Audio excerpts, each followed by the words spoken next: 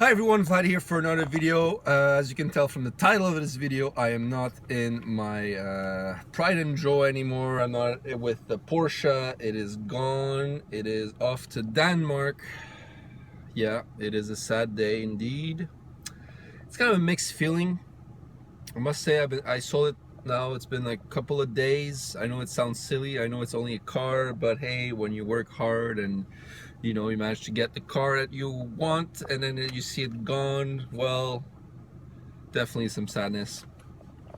So anyways, this video is just kind of to recap for people that want to buy a Porsche, to the people that want to buy the car of their dream, or attainable car of the dream, whatever you want to call it.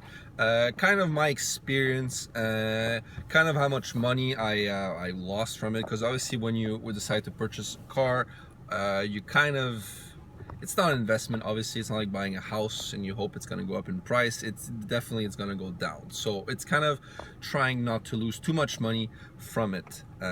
So I'll be upfront with the numbers and I'll just tell you how much how it came down in the end, and was it worth it in the end. So to start off, I bought the car. I had the car literally for a year, pretty much, like 360 days, whatever, let's just say a year.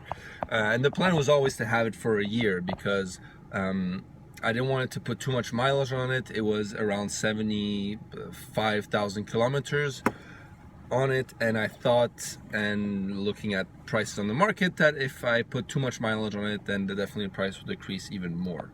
So I decided to keep it for a year, have the insurance paid for a year, and just give it, sell it to someone else afterwards.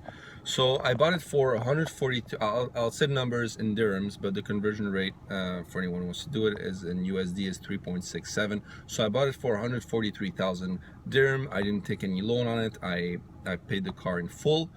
And that was, I guess, was important for me, because then I could just, if ever I needed to sell it, I could just do it without having to pay off the bank loan and having insurance on it. So that's something maybe anyone out there could look into.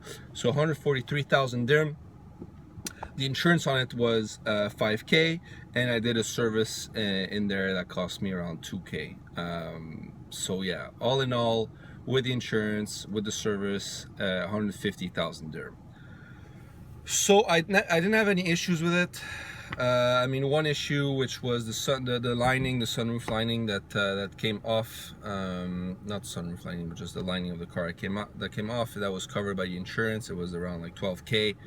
So I was lucky that was covered. Other than that, it was kind of just very stress-free in that sense.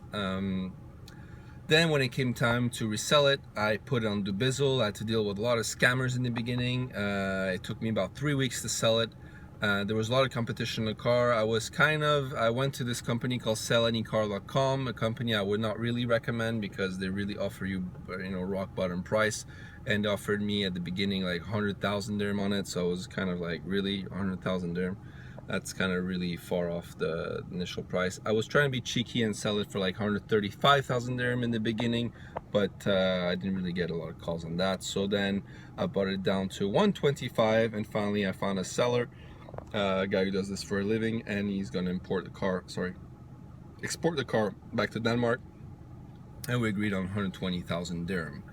So all in all, I guess if you want to see it that way, I lost 30,000 dirham, or for about 2,800 dirham monthly, 2,600 dirham monthly, I got to drive a Porsche.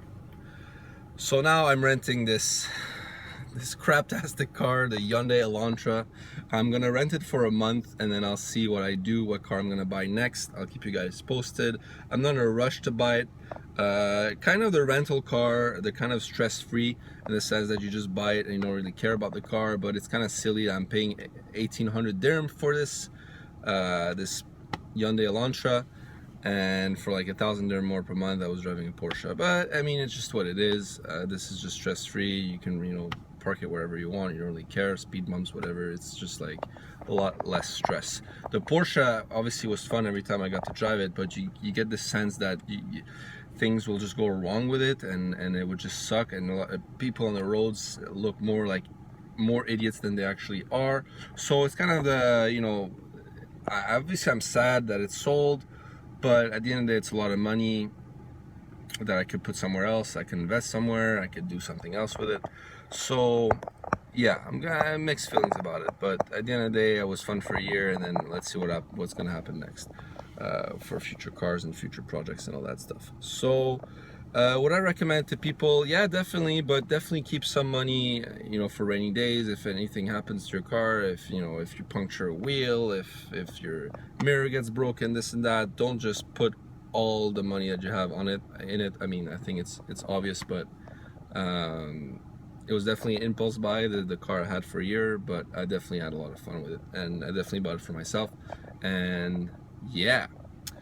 So I just have been receiving a lot of emails, people asking me about the car. Did you sell it? How would it go? Blah blah blah. So I'm just giving you guys an update about that. So yeah, hopefully this video was entertaining for you guys. If it was, please leave it a like and leave me your questions down below if you have any more questions about the car, or yeah, if you want more details. And yeah, I'll keep you guys posted. So thanks again for watching, and I'll see you guys on the next one. Peace.